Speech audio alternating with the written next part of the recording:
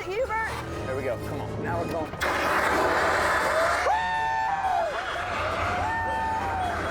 Hey guys, I'm Travis Pastrana, professional daredevil and founder of Nitro Circus.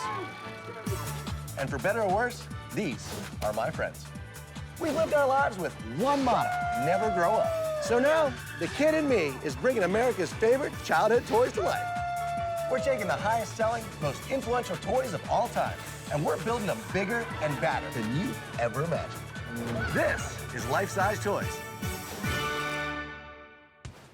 Welcome to our clubhouse. Let me introduce you to the group. My friend Hubert may be a redneck, but he's the best damn mechanic I know.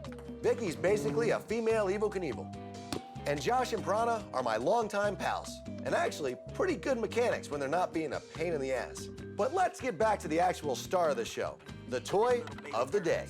All right, guys, enough playing around. It's time to see what's under the blanket. Good, I was winning. Play.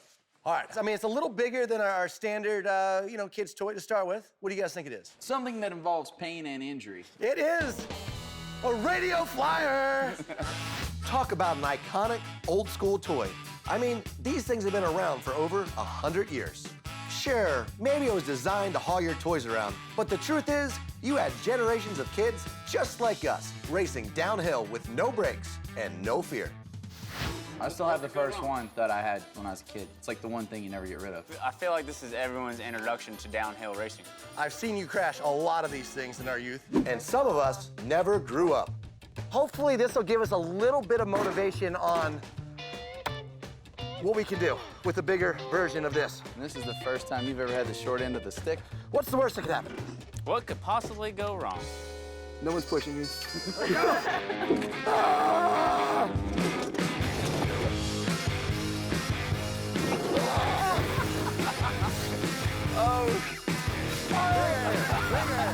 All right, I know what we need to do.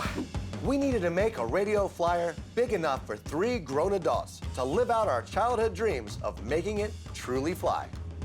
That meant it was time to supersize. So our team got to work creating the fiberglass body, the 8-foot-long handle, the much-needed steering system, and attaching massive 31-inch wheels. All right, Josh. Little wagon, little wheel.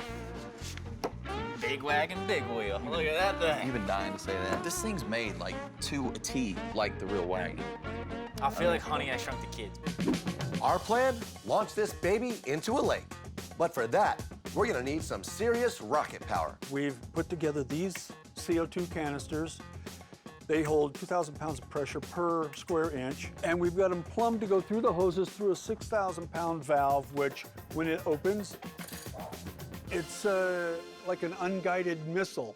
I'm not a huge fan of the term unguided missile, especially going about 45 miles an hour. But I'll be honest, our crew did one hell of a job making this exact life-size replica of the classic radio flyer wagon. And right now, the idea that we're gonna send this airborne makes the kid in me straight up giddy. Oh boy.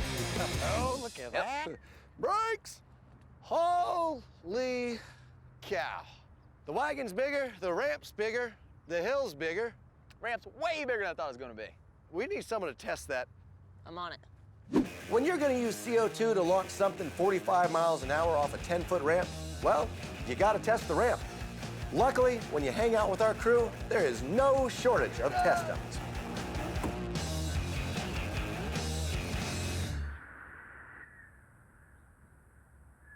Freedom! That water's cold. So cold outside. I know, that was impressive. Big ramp, big hill. It works. The water's really cold.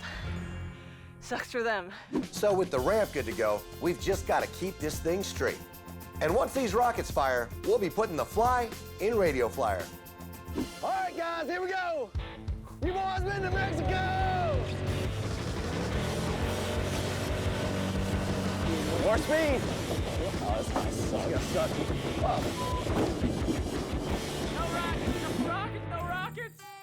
Well, that didn't work. Looks like even rocket scientists get it wrong sometimes. Because our rockets never even fired. I've got more air than they did. We gotta go again, boys.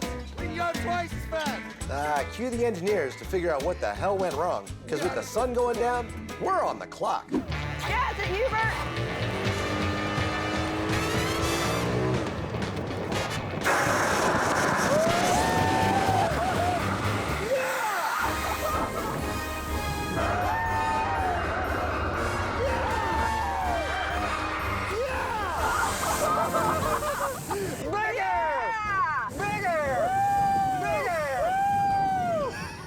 Now that was awesome. That beat your bicycle. Maybe. Travis, still on! Last time's done. And it's still floating. It's still floating. No seatbelts and a whole lot of CO2. It's the only way to fly.